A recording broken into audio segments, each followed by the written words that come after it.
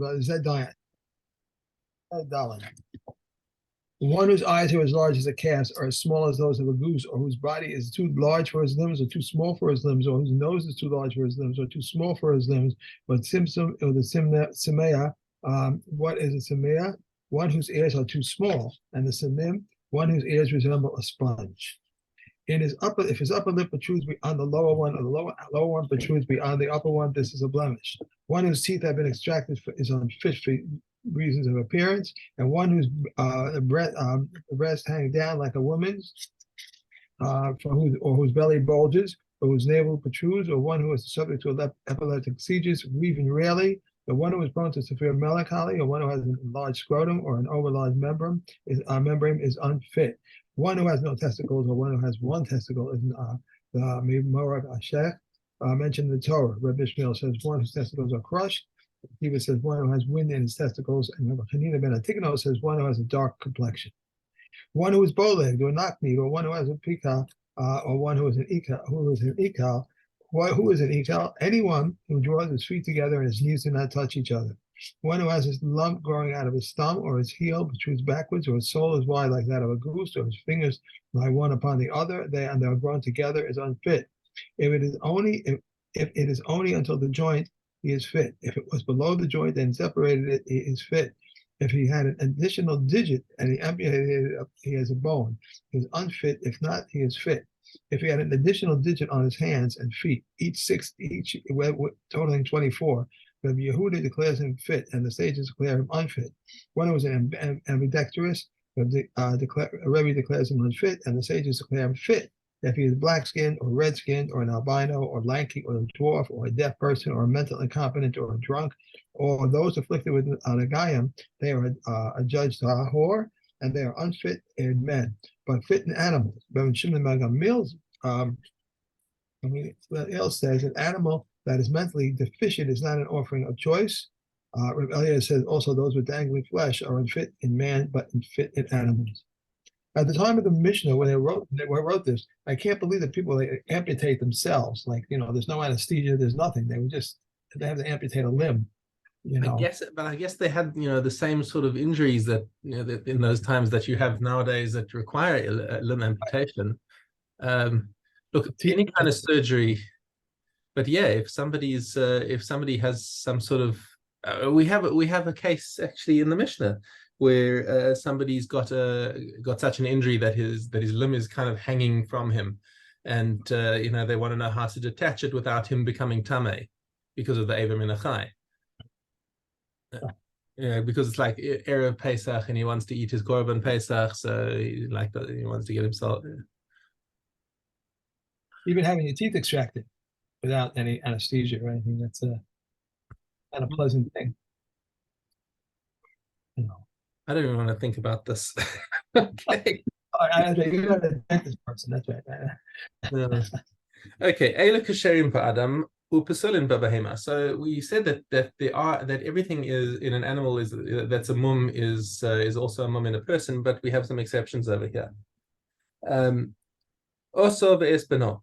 Okay, well that's sort of a technicality over here. You're not allowed to shecht an animal and its child on the same day, but a father and son Kohen are allowed to serve on the same day. Okay, that might be a bit of a cheat, but it's not really a personal mum. But here's some more real ones. A treifa. If an animal is a treifa, it cannot be brought. It cannot be brought as kodshim. But if a kohen is a treifa, he's still allowed to do the avoda. Yotze dofen, one born by cesarean section. It's not a psul by a kohen, but it is a psul by a behema. If an animal had been used for an act of bestiality, that is pasul from the mizbeach.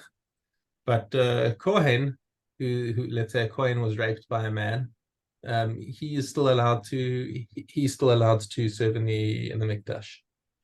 The shehemis is ha'adam, or an animal that killed a person, is not allowed to do avoda. But a kohen, well, actually, it's an interesting point. If a kohen has killed a person, is he allowed to do the avoda? There's actually there's some commentary on that. and that there's another nusach that we don't learn the last section over there, because there is a shita that a kohen who has killed a person cannot serve serve in the mikdash. Anyways, hanosei nashim ba'avera.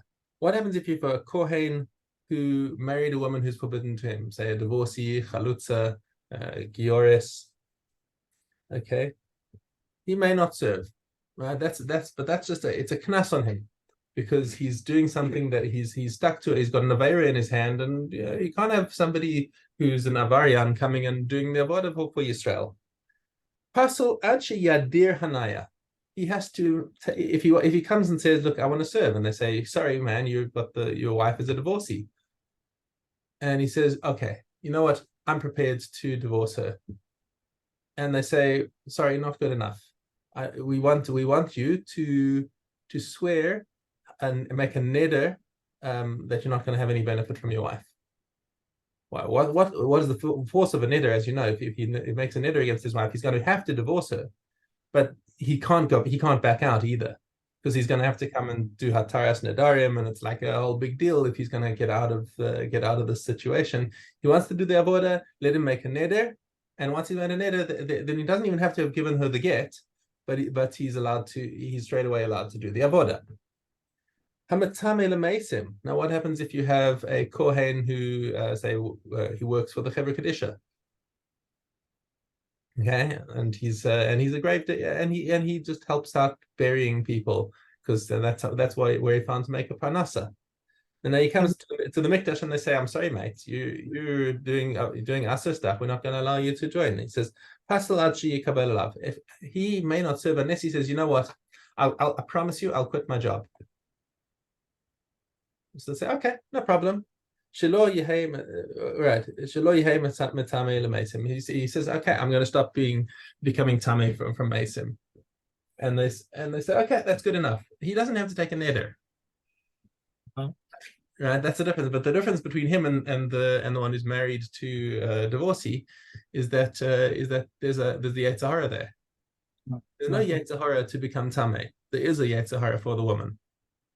I didn't know that a kohen would serve with the Kevra Kadisha. You know, they can't serve with the Kevra Kadisha. The kohen. Of course not. Yeah. So why would he even think about doing that? You know? Well, he needed panasa. I mean, you have cases. Just think back to the cases of the Jews who had to work on Shabbos, else you had no panasa. You're not allowed to work on Shabbos, but you need a panasa. Okay, so you can have a story where a kohen said, "Look, the only place I can find panasa is dealing with dead people," and then they say, "Well, sorry, you can't serve in the mikdash. You get another job." Whatever. We can move on. Okay, Mishna Aleph. Yesh bechor lenachla ve'eno bechor lekohen. Okay, so there are two different types of bechoros that we want to deal with. There's a bechor who receives a double nachala from his father. Okay, and there's a bechor who needs to be redeemed by the kohen, and they're not the same, because the bechor for nachala is the firstborn of his father, whereas the bechor for the kohen is the one who opened his mother's womb. And I use these terms carefully. That he is because if his mother, as we'll see in the Mishnah, his mother had an early term miscarriage, that's not considered like it opened his womb. There was a baby in there, but it was nothing. So that's not that doesn't prevent your child from being a bechor. But as we'll take a look in the cases in the Mishnah. Okay, so as a stillborn, an early stillborn, then no, well, at that stage, it's not even called a stillborn. It's like a blighted ovum. It's not considered. I mean, it comes from the womb, but it's not considered a bechor. It's not considered that was a bechor, and we'll look at the details in the Mishnah. Okay, so you have a bechor who is a bechor for nachala, but not for a kohen. You have a bechor who is for the kohen and not for nachala. You have a bechor for nachala and for the kohen. That's your standard bog standard case that you have. Yesh she'eno bechor lo lenachala v'lo lekohen, and one is neither. Okay, Okay, so what's our first case where he gets double inheritance, but he's not a bechor for the Kohen? Okay, this is a very difficult case that we start off with. Is one who's born after his mother had a previous miscarriage, whose head came out alive, right? And then uventisha sheyatza rosho meis, and then he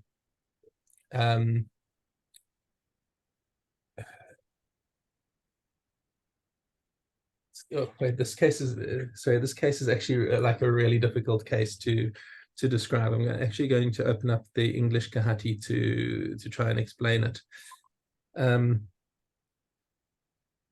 All right. So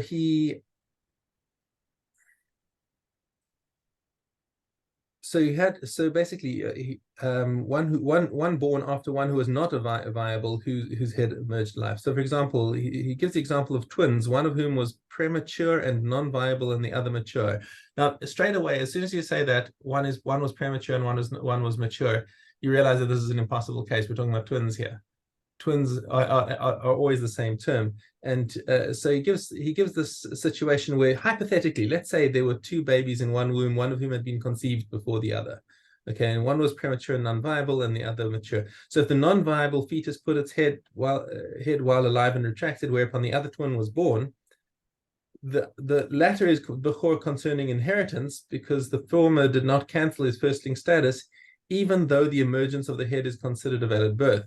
This is based on the statement regarding the Bechor's inheritance, for he is the beginning of his father's strength, implying one over whose death his father grieves. This excludes a non-viable one, over whom the father does not grieve. However, the latter offspring is exempt from the redemption, since only one who opens the mother's womb belongs to the priest, in our case,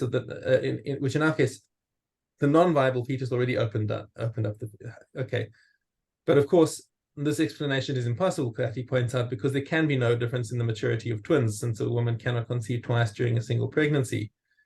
Okay, and various other commentators are stumped at how to explain this part of the Mishnah. Okay, then the second case is a ben tishachai, a 9-month-old child whose head emerged dead and was withdrawn. So this is a more realistic case over here, where you had two twins, one of whom was a stillborn, and the stillborn's head went out first, thereby opening the womb, but it's already dead.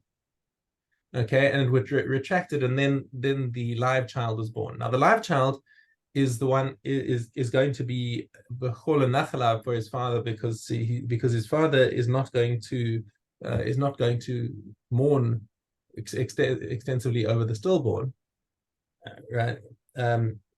So he gets the double nachla. It's his father's first living child, but the stillborn is the one who opened the womb, and therefore there's no bechor Kohen. Yeah, exactly. I mean, this is not the place, but not exactly sure how the first one would go back. I mean, it withdraws. So the Peretz Zerach thing where the first one sticks out his hand, and then they put a string around it, and then he pulls it back in. These are, as you saw in the first case, these are hypothetical cases. I don't know if they are actually real world.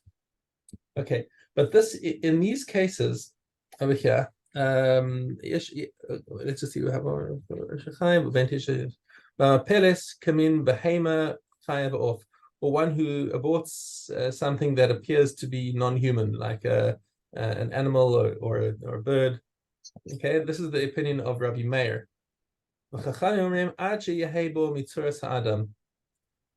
It says this is not just that it looks like an animal. He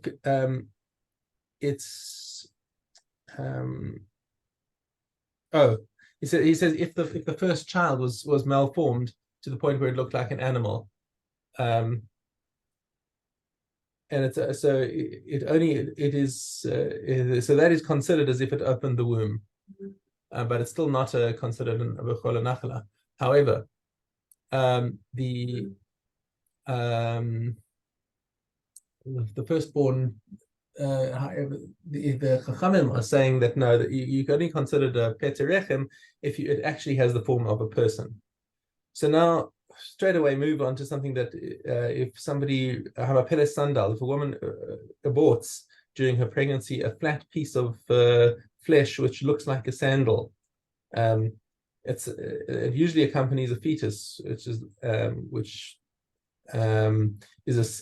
it once had a human shape, and that is considered a peterechem, interestingly, even though it doesn't have a clear human form, or shilia, or if it's an afterbirth, if she aborts a placenta, that's a clear sign that there was a pregnancy in there, or v'shafir merukam, or a fetus having some kind of articulated shape, which has the shape of a small child. Okay, v'hayotze mechutach, or something that came out piecemeal, but you can still see human parts inside there.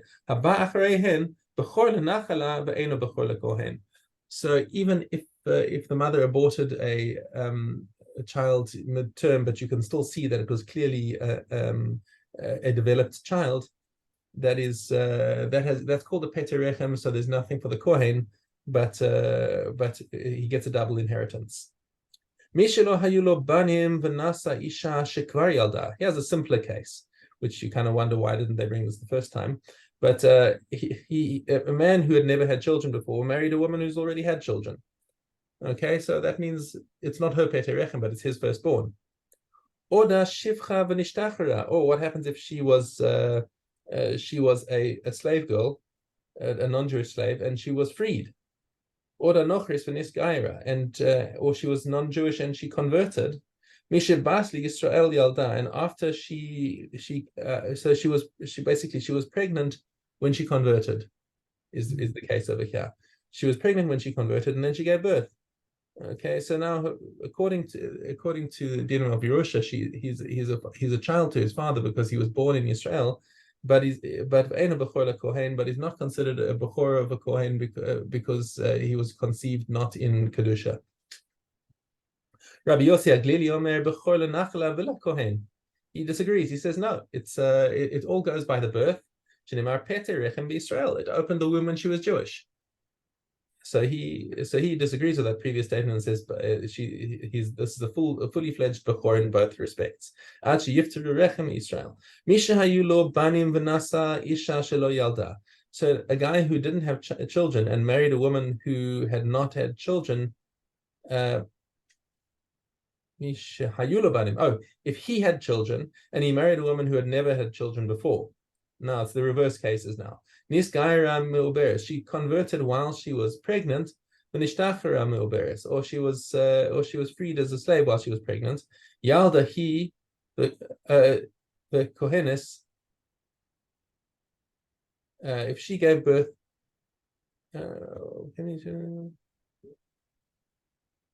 hold on. Why? Beg your pardon. Something doesn't make sense over here.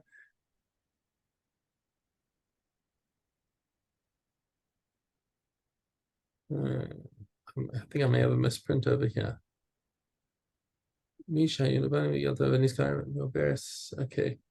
If after she was freed or became Jewish, the Israelite and sheep, and he's a son, he's a bechor for inheritance, but he's not a bechor for the priest.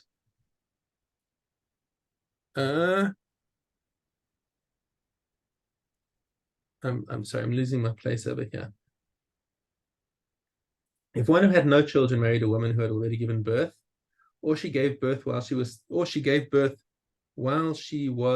still a Gentile bondwoman and was now freed, or she gave birth while she was still a Gentile and now converted to Judaism. It says different thing. It says if one who had children married a woman who had never given birth, or if a woman converted while pregnant, or was emancipated while pregnant, or one who bore a child together with a Kohen's daughter, or the Levi's daughter, or together with a woman who had already given birth, and similarly a woman who did not wait 3 months after her husband, but married and gave birth, and is not known whether the child is a 9-month or a 7-month child, he is a bechor in regard to redemption from a Kohen, but not a bechor in regard to inheritance. Okay, so hold on. So that's a bechor for the kohen, but he's not a bechor for nachala, even because of the suffix. So we know for sure that he is a bechor to his mother. That's the point over here, that he's Elder Hiva Kohenes, and they got mixed up. But I don't understand, why are we bringing in the case of the mix up with him and the Kohen and the Kohenes, he Olivia, she and a woman who already had been given birth. Why are these cases coming in here? That doesn't make sense. It's got nothing to do with the subject.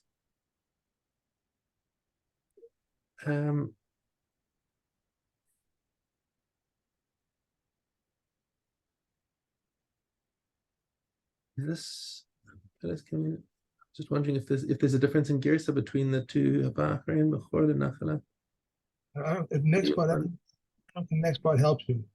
The next part goes, who is the Bechor, both in regard to inheritance and redemption from a Kohen?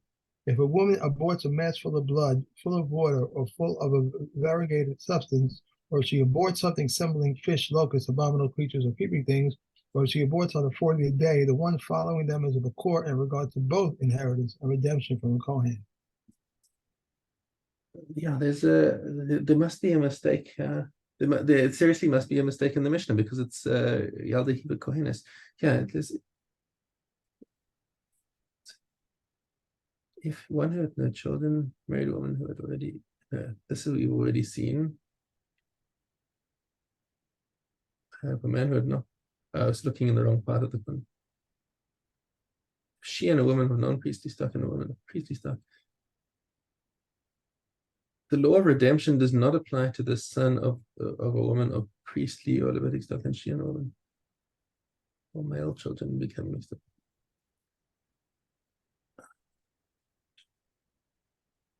It is a Bechor concerning the priest. If the infants became mixed up, the father must redeem his son, even though he doesn't know which one is his Bechor. That's the point. He still has to do he still has to redeem it, because we know that there's definitely a Bechor out there. And so he has to do the redemption, even though he doesn't know which one is really his son. That's the point. But the one who may be the first husband's 9-month child, must redeem himself when he's an adult, because since he's not sure what he is. But he's not a Bechor for inheritance, because when you've got a doubtful paternity, all of the other Yorshim are going to say, well, come and prove that you're actually the Bechor. As a matter of fact, he's not going to get any inheritance if his parenting is doubtful, unless both men die on the same day. And even in that case, because he'll go to each estate and say, give me a share, and they say, prove that you're even our brother. So he's actually not, never mind getting a double portion, he gets a 0 portion. Okay. Fine. So